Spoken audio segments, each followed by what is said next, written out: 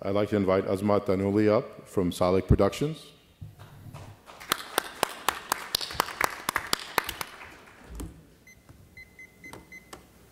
Assalamu alaikum. Thank you, Adnan, and thank you for AMCC for putting on such a great show. This is my first time here.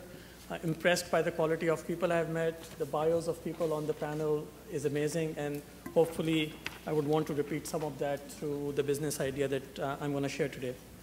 So for me, Steve Jobs changed the world, and for giving us tools like the iPhone, the iPad, which we are increasingly using for not just going and getting our work done, but also playing games for entertainment, for education, and increasingly now for Muslims to use that as a tool to fulfill their religious and spiritual needs. The company that I am representing, Salik Productions, what we do is for the Muslim on the go, we build smartphone apps which people can use to connect with Islamic learning and the Muslim community around them. We were founded in August of 2008, and we have about 40 or so apps now on the App Store, Android market, Blackberry. Most of these apps are apps which have been downloaded all over the world. We have about 700,000 downloads which have taken place. What differentiates us from some of the other competitors out there like Guided Ways and Park Data is we develop apps which are priced at the $10 and the $15 range. It's a strategy we discovered through pain of developing 99-cent apps and not seeing a lot of downloads. So we spend a lot of time developing quality apps, and then these apps are available on the App Store for people to download. Salik Production is a wholly owned subsidiary of Magnicode, Inc., which also develops custom apps for name brand clients like Google and Oracle and some of those other companies. Our team consists of myself, the CEO of Salik Productions. My background is I build product management and development teams at Oracle, enterprise development. My partner, Hasib Chaudhry, is somebody who started a life sciences business, raised about $15 million in venture capital, took the business public, and then sold it. We work with quality consultants. Imam Tahir is somebody we closely work with. He is the imam of one of the biggest mosques in Silicon Valley. Imam Tahir, along with Sheikh Hamza, Imam Zaid Shakir, this is our home crowd, very comfortable. And then Peter Gold helps us advise on the graphic designs. We have a team of about 10 engineers in Pakistan, Karachi, and we have a headquarters in Silicon Valley, which we use. Our products are distributed, as I said, through the App Store. And it is downloaded globally. The product that I want to specifically talk today about is a new product that we are launching, and this is where I want to get some insight from the people on the panel. It's called the myMasjid app. What this app does is it lets Muslims on the go connect and find out what are all the masjids nearby and what events are taking place near that particular person, wherever the person is. So for example, when I came here, I found out there are 15 mosques within a 10-mile radius. And what are these mosques doing? What's activity going on there?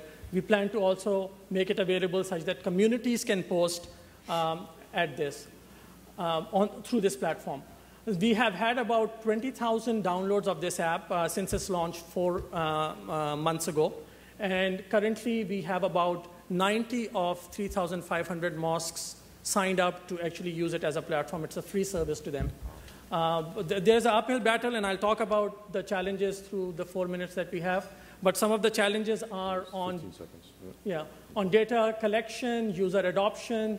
Is this big enough market, whether we should go freemium model versus selling advertisement locally. So I would love to explore that. Thank you for your time, and thank you for a great conference. Thank you very much. I'll ask, would you like to take this first thing? Okay, so to begin with, a couple questions. First of all, thank you for the presentation, and I'm actually a big fan of your apps. I think you guys have done a great job, and you obviously know what you're doing in terms of building apps, so that's great. You deserve a round of applause. You're bringing the Quran to hundreds of thousands of people, and it's just been fantastic. I have, a lot of questions about this new thing that you're trying to embark on here, and I almost found myself wanting to dissuade you to do it or question the model. So, for example, the advertising model, have you thought about how many people have to use this app to make any legitimate amount of revenue from advertising? So so it's not advertising to the consumers. What we are looking to do is have local Muslim businesses. We estimate there are probably 10 per mosque, around 35,000 local Muslim businesses, pay on average around $500 to get their listing in the app. So rather than selling it through the consumers, it's trying to sign up local businesses. And and that too is unfigured, right? Because what kind of sales force would you need to actually go sign those businesses up is an open question. Right, but then you're saying, so it's kind of like a directory, so that as they sort of search for their local masjid, then they also see the local businesses around that are Muslim businesses? Exactly. They see what are the local deals which are being offered within a 50-mile radius, who are the local babysitters, who are the local physicians, and then these physicians or babysitters or people are paying to be listed in the app. Okay, so that seems like the central thing of the app, right? That's where you're going to make money and everything else. Why don't you make that the app then? Like, why don't you make an app that's the Yelp for small businesses, Muslim businesses, so that someone who's in a locale, they can find the masjids, but they can also find everything else. If you call it myMasjid, that becomes the center of it, and your core revenue model is kind of off to the edge. Okay. Okay, no, that's good feedback because, our inspiration really was to create a platform for people to connect with the masjids and the events because we plan to expand it now to, for example, the Turkish community, the Pakistani community. Yep. Maybe it will become my community. We're kind of experimenting. The great thing about this is you can experiment and, Absolutely. and learn immediately. People give you 5-star or 2-star ranking immediately. So, I think to your point, that's something we could consider, and it's really a challenge to figure this out. So Okay, that's good. One of my biggest critiques of this is that I think as a community, I'm not speaking for the whole community, but I know that a lot of Muslims go to the same masjid all the time. They're not constantly wondering where the other masjids are and what they're up to. So I think you might be limiting yourself in that way. I also, like Haroon, love your main product, the Quran recitation product. I think it's an excellent product. I use it. My wife downloaded it. Thank you. A lot of people in my family use it. People love that product. I think you need to expand that product. Okay. And you guys have a real talent for execution in making these apps. And I think that you might need to broaden your core business of making apps. They don't have to be necessarily Islamic apps or Muslim apps. I think you guys, the way you execute, your talent, your real talent is in the app making. And I know you guys had a smash hit with the Quran one, and I think you can expand that. I think you could take that international, and I think you should focus on that. The myMasjid, I'm just not crazy about that idea. Okay, all right. Great validation. Okay. I just don't think with 3,500 masjids, if you had them all as customers, then what? So what do you think of the model in which the Muslims on the go they are traveling, they need to connect, they need to find out what's going on within a particular community. Like Bay Area has about 56 mosques, right? So just on a weekend, finding out what's going on in my area within a 10-mile radius so that I can go take my kids. Well, Tariq mentioned, Google. It's that simple. So, I don't know. I don't think you can compete with them in that space. Okay. No, as far as finding out what's going on, as Moose said, that a lot of people know with masjid they're connected to. I think we still think on that concept of being able to find a masjid nearby and everything, but the chances of that or the people that do it are very few. But I do like your need where you're saying that you're trying to connect people to the masjid by using an app. So the slogan could go something like, connect people to the masjid. There's an app for that. We'll continue with the 4 minutes for back and forth, so you can continue to ask questions of any of the panelists for the next 4 minutes.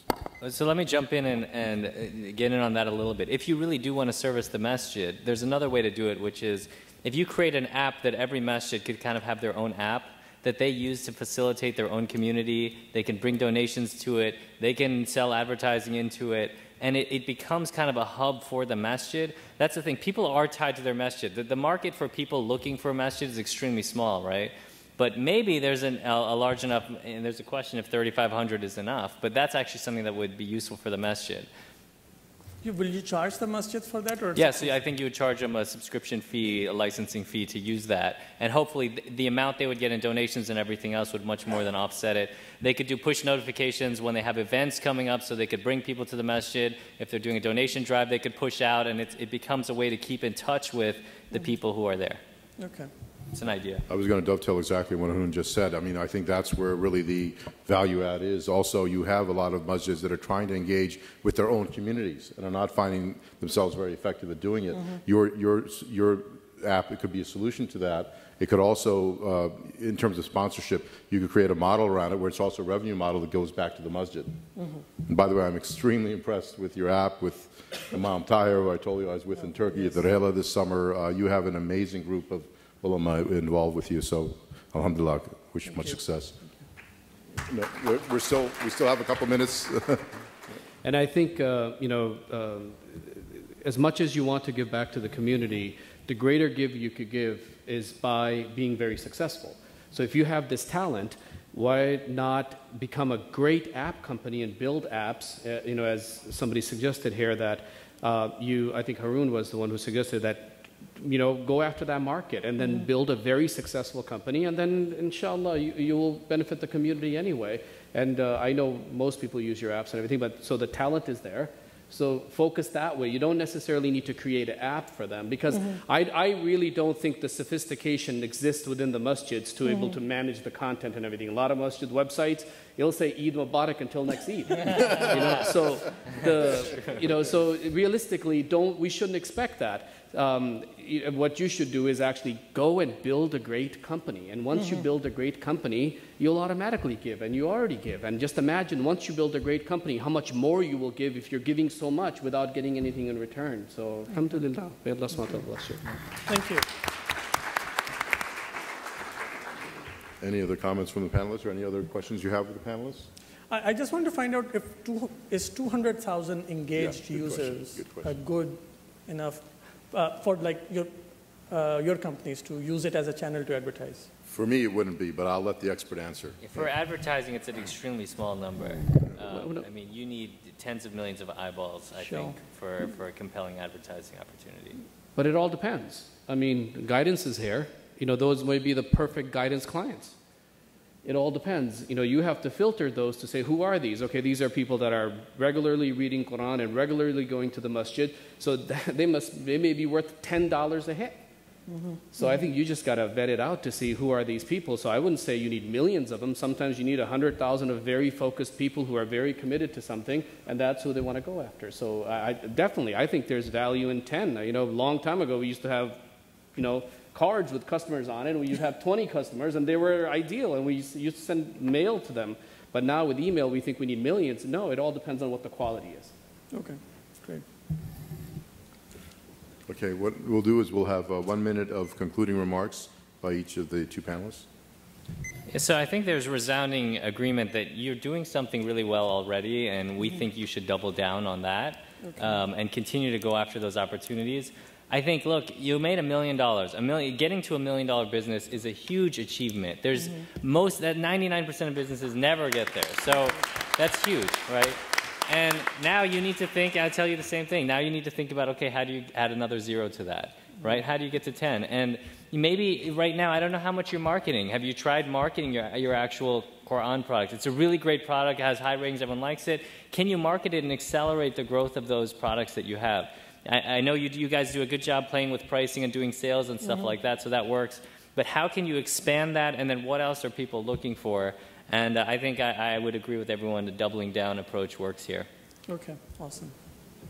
I second a lot of his comments, and I think that part of your expansion should include international, and you should also potentially have different languages that you translate into, not just English. And I think that might help with your expansion. And I'd be interested in talking to you afterwards, maybe to develop an app for housing. Okay, awesome. Okay, great. Thank you so much. I'd actually like everyone to give a big round of applause to Ahmed, Jamana, and Malik. It takes a lot of courage to come up here in this crowd. Thank you. And that we ended on time note, so. Thank you so much for respecting the clock. Wasn't that inspiring?